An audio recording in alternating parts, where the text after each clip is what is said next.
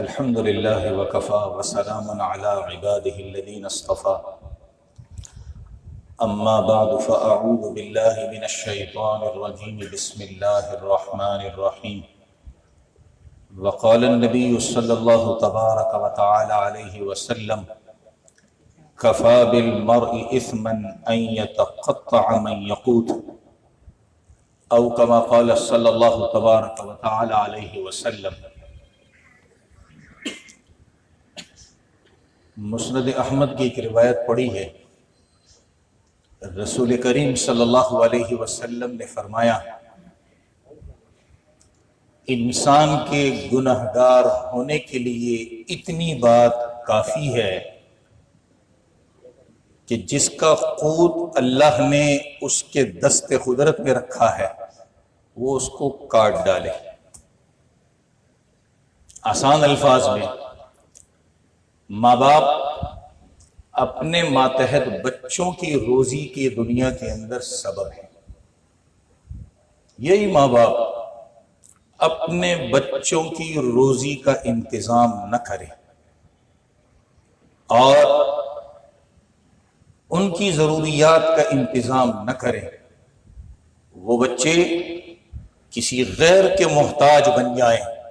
ماں باپ موجود ہیں، ماں باپ کے ہوتے ہوئے وہ کسی اور کے دروازے پر دستک دیں اپنی ضروریات کے لیے، اللہ کے نبی نے فرمایا اس انسان کے گناہگار ہونے کے لیے یہی کافی ہے۔ اس حدیث میں لفظ استعمال فرمایا ہے قوت۔ قوت عام طور پر اس چیز کو کہا جاتا ہے جو ظاہری زندگی گزارنے کا ذریعہ ہوتا ہے، کھانا پینا۔ لیکن بچوں کی پرورش کے معاملے میں جب یہ لفظ استعمال ہوتا ہے تو کتابوں کے اندر اس کے دو مطلب ہوتے ہیں۔ ایک مطلب یہی جو ابھی بیان ہوا کہ انسان کی ضروریات، کھانا پینا، کپڑے، اس کا انتظام ہو۔ دوسرا یہ لفظ استعمال ہوتا ہے انسان کی باطنی قوت کے لیے۔ باطنی قوت کیا ہے؟ باطنی قوت یہ ہے کہ میرا بچہ سمجھ، عقل، بولنے کی حیثیت پر آ جائے، میں سے اللہ کا نام سکھاؤں۔ اسی لیے حدیث میں رسول کریم صلی اللہ علیہ وسلم نے فرمایا جب بچہ بولنے کے قابل ہو تو اس کو اللہ سکھاؤ۔ حضرت سعد رضی اللہ تعالیٰ عنہ فرماتے ہیں ہم اپنے بچوں کو بولنے کے زمانے میں نبی کے زمانے کی باتیں اور قصے ایسے ان کو بتاتے تھے، سکھاتے تھے، پڑھاتے تھے جیسا کہ ایک مکتب کے اندر پڑھانے والا بچوں کو قرآن پڑھاتا ہے۔ ماں باپ اگر بچوں کے لیے کھانے پینے کا انتظام کر رہے ہیں، کپڑوں کا انتظام کر رہے ہیں، اپنے ساتھ گھر میں رہائش دے رکھی ہے، یہ کمال نہیں ہے۔ کمال یہ ہے کہ ایک باپ کا خرچ کیا ہوا پیسہ، چاہے وہ کھانے پینے میں ہو، کپڑوں میں ہو، اور اس سے پروان چڑھنے والا بچہ جب سمجھ کی عمر کو پہنچے تو اس کی زبان سے خدا نکل رہا ہے۔ اس لیے خوش نصیب ہوتے ہیں وہ ماں باپ جو اپنے بچوں کو چھوٹی سی عمر میں اللہ کے کلام کو سکھانا شروع کر دیتے ہیں، اللہ کے کلام کو سکھانا شروع کر دیتے ہیں کہ وہ چھوٹی سی عمر کے اندر جو ہے وہ حافظ قرآن بن جاتے ہیں۔ یہ بہت بڑی بات ہے۔ جس کا بچہ چھوٹی عمر کے اندر حافظ قرآن بن گیا، وہ ماں باپ سمجھ جائے کہ میرا لگا ہوا پیسہ صحیح مصرف میں لگا ہے۔ یہاں تک تو بات سمجھ میں آتی ہے۔ شاید اگر میری زبان سے کوئی کڑوی بات نکل جائے تو ڈاکٹر کی خوراک سمجھ کے ہضم کر لیجیے گا۔ ہماری سب سے بڑی غلطی ہم اس پروان چڑھے ہوئے بچے کو ترقی نہیں دیتے۔ کیا ہم مسٹیک کرتے ہیں؟ میں اس پر آپ کو اپنا ایک قصہ سناؤں. غالباً میں تیسرے سال میں تھا یا دوسرے سال میں تھا. جب بچہ حافظ بننے کے بعد کتابیں پڑھتا ہے تو اللہ تعالیٰ ماحول کھول دیتا ہے، اور اس میں سب سے بڑا جو ماحول کھلتا ہے وہ یہ کھلتا ہے کہ ماں باپ کا ادب کیا ہے اور استاذ کا ادب کیا ہے. یہ سب سے بڑا ماحول کھلتا ہے طالب علم پر. وہ کتابیں سمجھے نہ سمجھے لیکن یہ ماحول ضرور اس پر کھلتا ہے. ایک دن میں اور حضرت والد صاحب رحمہ اللہ گھر سے نماز کو جا رہے تھے. اب دماغ میں ایک ہی بات استادوں نے بٹھائی تھی کہ والدین کا احترام ہوتا ہے، والدین کا احترام ہوتا ہے. اب ہم گلی سے نکلے تو پتلی سی گلی تھی. میں نے ابا کو آگے کیا، میں نے کہا بجے اب آگے چلے. ابا نے میرا کان پکڑا، کہا تو آگے چل. میں تھوڑا سا اٹک گیا، میں نے کہا نہیں آپ آگے چلیں. خیر میں بھی چھوٹا بچہ تھا، اتنی بڑی عمر میری نہیں تھی، بمشکل 13 سال میری عمر ہوگی. چلتے ہوئے راستے میں حضرت والد صاحب رحمہ اللہ نے مجھے قصہ سنایا. فرمانے لگے کہ ہمارے ہندوستان کے ایک بہت بڑے عالم تھے. وہ فرماتے تھے کہ اگر ماں باپ اپنے بچے کی قدر نہ کریں گے تو دنیا بھی اس بچے کی قدر نہیں کرے گی. کہا بیٹا اللہ نے تجھے حافظ قرآن بنایا ہے، تیری قدر اگر ہم نہیں کریں گے تو دنیا تیری قدر کیا کرے گی. آج ہماری مسٹیک کیا ہے؟ اس کڑوی بات کی طرف آ رہا ہوں. یہ ہمارا معمول بن چکا ہے. میرا بیٹا حافظ ہے، میرا بھائی حافظ ہے، میرا بھتیجا حافظ ہے، میرا بھانجا حافظ ہے، میں اس کے پروان چڑھنے میں مددگار نہیں بنتا. یہ رمضان لے لے، تراویح کا موقع آتا ہے، میں اس کو نصیحت وصیت کروں نہ، میں اس کو اپنے ساتھ لے کے کھڑا ہو جاؤں. بیٹا چلو میں آپ کے ساتھ کھڑا ہوں، آپ پڑھو جیسا پڑھتے ہو. اس کو ہمت ملتی ہے.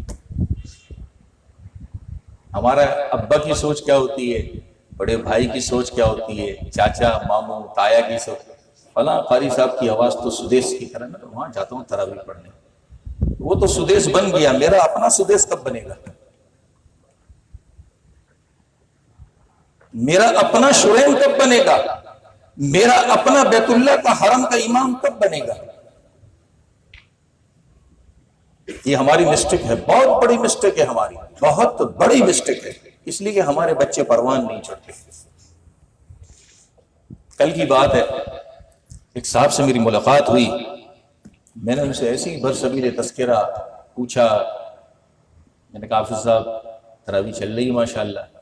لیکن نہیں یار عرصہ ہو گیا تراویح چھوٹ گئی ہے. میں نے کہا خیریت؟ کہنے لگے اپنے بچوں کو میں نے آگے کیا ہے، میں نے قربانی دی ان کے لیے تاکہ میرے بچے اب اس لائن کے اوپر آئیں. میرے دل سے دعا نکلی، کیا ایک باپ کی سوچ کہ اپنے بچوں کو پروان چڑھا رہا ہے. یہ مسٹیک اپنے اندر سے ختم کرنی ہے ہم نے. ٹھیک ہے بھلے فلاں جگہ کا، فلاں مسجد کا، فلاں اس جگہ کا بہت اچھا امام ہے، ہمارے اپنے کب سدیس بنیں گے اور شرین بنیں گے؟ ہم ان کے لیے بیساکھیاں کب بنیں گے؟ بزنس میں تو ایسا نہیں کرتے. جہاں بزنس میں ساتھ لگایا تھوڑی بھی مسٹیک کرتا اس کے کان فوراً پکڑ لیتے ہیں. کیا اللہ کا قرآن اتنا گیا گزرا ہے؟ ایک وقت آتا ہے 1 مہینے 2 مہینے سال 2 سال محنت کر کے ہم آزاد چھوڑ دیتے ہیں. کیوں؟ اس کا مطلب یہ ہے ہم خود نہیں چاہتے کہ اللہ نے ہمارے گھر میں ایک دولت ایک نعمت دی ہے، اس نعمت کی ہم قدر نہیں کر رہے. جب اس نعمت کی ہم قدر نہیں کریں گے یہ نعمت پروان کیسے چڑھے گی؟ میں آپ کو سیدھی سی مثال دیتا ہوں.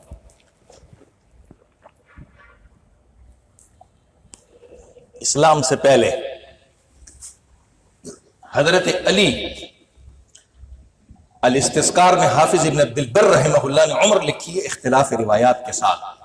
نبوت نہیں ملی نبی کو. ابو طالب نے حضرت علی کو نبی کی خدمت میں پہلے سے دے دیا تھا، جاؤ بیٹا وہاں رہا کرو ان کے ساتھ، وہیں پروان چڑھو. ابو طالب جانتا تھا اپنے بھتیجے کو، جانتا تھا اپنے بھتیجے کو. جب نبوت ملی نبی کو پیر کا دن تھا، جب آپ غار ہرا سے واپس آ رہے ہیں، اگلا دن منگل کا ہے، گھر میں نبی نے دیکھا، علی نے دیکھا کہ میرے چچا زاد یہ کیا حرکتیں کر رہے ہیں، اٹھنا بیٹھنا کیا چیز ہے؟ مانوس تو پہلے سے تھے، پوچھ بیٹھے۔ کہا بیٹا اللہ نے نبوت دی ہے اور نبوت کے بعد اپنے کو سجدہ کرنے کو حکم دیا ہے، تو کہا مجھے بھی اپنے ساتھ شامل کریں۔ مردوں میں حضرت علی پہلے انسان ہیں جنہوں نے نماز پڑھی ہے۔ نبی علیہ الصلوۃ والسلام کی پرورش میں رہے، ہر موقع پہ آپ نے مدد کی، ہر موقع پہ پروان چڑھایا، چھوڑا نہیں، کسی موقع پر نہیں چھوڑا۔ 13 سال مکہ میں رہے، 13 سال میں وہ پرورش ہو چکی تھی، جب ہجرت کر کے جانے لگے تو حضرت علی کو بلایا، کہا بیٹا یہ میرے پاس ساری امانتیں ہیں، میرے بستر پر سونے کے قابل سوائے تیرے اور کوئی نہیں ہے، یہاں لیٹ جا اور صبح یہ ساری امانتیں سب کو دے کر کے پھر تو آنا، یہاں لیٹ جا، تجھے کوئی کچھ نہیں کہے گا۔ مدینہ آ گئے۔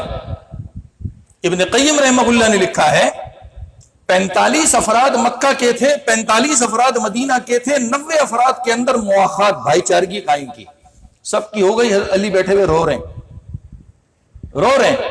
پوچھا علی کیوں روتے ہو؟ کہا رسول اللہ سب کی مواخات بھائی چارگی آپ نے کر لی اور میری بھائی چارگی کسی کے ساتھ نہیں۔ کہا تیرا بھائی چارہ میرے ساتھ ہے، تجھے منظور نہیں ہے؟ ہنسنے لگ گئے، کہا مجھے منظور ہے۔ پروان چڑھانے کا قصہ سنیے۔ اس وقت نبی علیہ السلام کے لیے مسجد نبوی کے پڑوس میں ایک مکان بی بی سودا کا بنا، ایک مکان بی بی عائشہ کا بنا، تیسرا مکان حضرت فاطمہ کے لیے بنا تھا، شادی شدہ نہیں تھی۔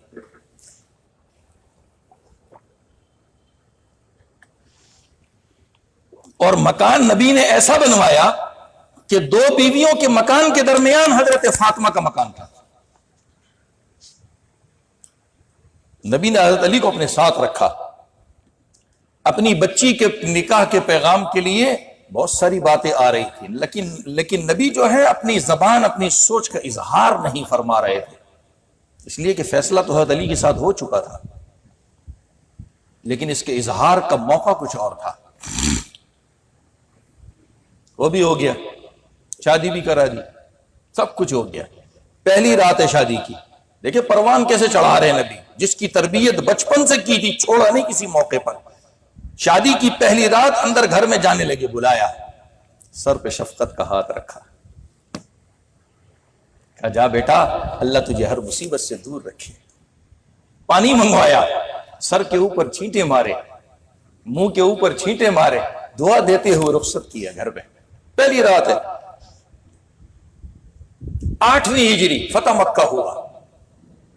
جب مکہ فتح ہو گیا، نبی علیہ الصلوۃ والسلام بیت اللہ کے دروازے کی سیڑھی پہ کھڑے، چابی آپ کے ہاتھ میں۔ حضرت علی نے کہا یا رسول اللہ یہ خدمت مجھے عطا فرما دیجیے۔ کہا نہیں، یہ تیرے قابل نہیں، حالانکہ نسلوں میں چلنے والی چیز تھی، نہیں دی، یہ موقع نہیں تھا، اس لیے کہ نبی پر دھبا لگ جاتا کہ اپنوں کو نواز دیا غیروں کو چھوڑ دیا۔ کہا نہیں تجھے نہیں دوں گا۔ عباس نے بھی مطالبہ کیا کہ پانی ہم پلاتے ہیں حاجیوں کو، چابی بھی ہم کو دے دیں۔ کہا نہیں، تم پر بھی دھبا لگ سکتا ہے، نہیں دیا، نہیں دیا۔ کیسے پروان چڑھا رہے ہیں؟ ہماری غلطی سب سے بڑی یہ ہے، ہم نے حافظ قرآن بنا دیا، بس بھول جاتے ہیں اس کو۔ اس کو ہم نے پروان چڑھانا ہے، باپ ہو بھائی ہو جو بھی قریبی ہوتے ہیں، یہ اس حافظ کے لیے بے ساکھی ہوتے ہیں، بے ساکھی۔ ہم اس کی قوت کو ضائع نہ کریں، روحانی غذا کو ہم ضائع نہ کریں، ہم اس کو پروان چڑھائیں، مددگار بنے۔ کیا ہوگا؟ ہمارا بچہ آج اٹک کر پڑے گا، اگلی مرتبہ صحیح ہو جائے گا، پھر اٹک کر پڑے گا، اگلی مرتبہ صحیح ہو جائے گا، پھر اٹک کر پڑے گا، کبھی کبھی تو لڑکھڑاتے ہوئے یہ گرتے گرتے شاہ سوار تو بن جائے گا نا، یہ نہیں بنے گا۔ یہ ہماری مسٹیک ہے۔ بہرحال یہ جب بات نکلی ہے تو برسبیل تذکرہ اتفاقی میرے دماغ میں ایک اور بات بھی آ رہی ہے. وہ بات یہ ہے ہم جو اپنوں کو چھوڑ کر چلے جاتے ہیں، جی وہ سدیس ہے، وہ شریم ہے، وہ فلانا ہے، وہ فلانا ہے، اس کی آواز اچھی ہے، اس کا یہ اچھا ہے، اس کا وہ اچھا ہے، ان چیزوں سے اپنے اندر ایک اور بیماری مبتلا کر لیتے ہیں. وہ بیماری یہ ہے کہ جس کی آواز ہم کو اچھی لگ جاتی ہے، جس کا بیان اچھا لگ جاتا ہے، جس کی تھوڑی سی چال چلن اچھی لگ جاتی ہے، اس کو ٹوپی اتار کے سر پہ بٹھا لیتے ہیں. اب اللہ رسول کی بات سب کچھ وہ ہوتا ہے، باپ بھول گئے، بیوی بچے بھول گئے، اپنے بڑوں کو بھول گئے، سب کو بھول گئے، اس کو سر پہ بٹھا لیا. اتنی عزت دینے لگ جاتے ہیں اس کو جیسے خدا یہی ہے ہمارا.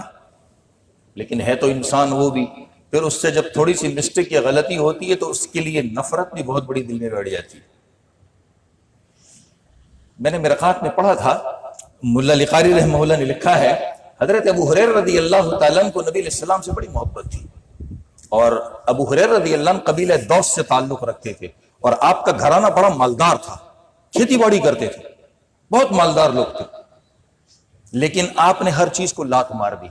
7 ہجری خیبر کے موقع پہ اسلام لائے تھے، نبی علیہ السلام کے ساتھ کم و بیش 3 ساڑھے 3 سال رہنے کا موقع ملا. دنیا بالکل چھوڑی، نبی کے ساتھ بالکل ہو گئے، سفر میں، حضر میں، ہر جگہ ساتھ ساتھ. ایک موقع پر نبی نے فرمایا، ابو ہریرہ میرے ساتھ زیادہ اٹھا بیٹھا نہ کر، میرے ساتھ زیادہ اٹھا بیٹھا نہ کر. ہم پھر اگلے بندے کو بہت بڑا بنا دیتے ہیں. ٹھیک ہے، وہ حافظ ہے، وہ عالم ہے، وہ قاری ہے، وہ مفتی ہے، وہ پیر ہے، ایک حد تک ہے. یہ نہیں کہ ہم اس کے لیے اوڑھنا بچھونا بن جائیں، تعظیم میں اتنے اوپر کر دیں کہ وہ اس قابل ہی نہ ہو جتنا ہم اس کو قابل تعظیم بنا رہے ہیں، پھر کل اس کے لیے دل میں نفرت پال لیتے ہیں. یہ بھی ہماری غلطی ہے، جیسا ہوتا ہے. آپ تعلق رکھیے، ایک حد تک رکھیے. جب یہ تعلقات چادر بن جاتے ہیں نا، اوڑھنا بچھونا، پھر نفرتیں دل میں پیدا ہونا شروع ہو جاتی. اور جب یہ تعلقات ایک حد تک رہتے ہیں تو اس حد تک رہنے کے اندر قابل تعریف رہتے ہیں، ایک دوسرے کو پہچانتے بھی ہیں، ایک دوسرے کی عزت بھی کرتے ہیں، سب کچھ کرتے ہیں. ایسا نہیں کرنا چاہیے ہمیں. ٹھیک ہے، اللہ نے اس کو آواز دی ہے، اللہ نے اس کو حافظ بنایا ہے، اللہ نے اس کو قاری بنایا ہے، اللہ نے اس کو عالم بنایا ہے، مفتی بنایا ہے، پیر بنایا ہے، بزرگ بنایا ہے، لیکن ایک حد تک، ایک چادر تک، اس سے آگے نہیں. ہم سب کچھ اس کو سمجھتے ہیں، بس اتنا ہوتا ہے اس کا کلمہ نہیں پڑھتے. اتنا نہیں گرنا چاہیے، دین ہم کو اس کی اجازت نہیں دیتا. ایک موقع پر نبی علیہ السلام نے صحابہ سے فرمایا، آپ سوچئے اس بات کو، صحابہ کے دل میں نبی کی محبت سے زیادہ کسی کی محبت ہو سکتی ہے؟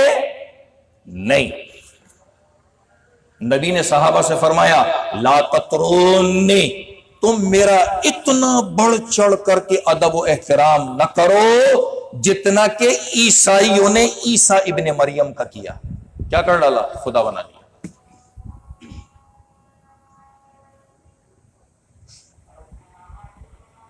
کیا کہا نبی نے؟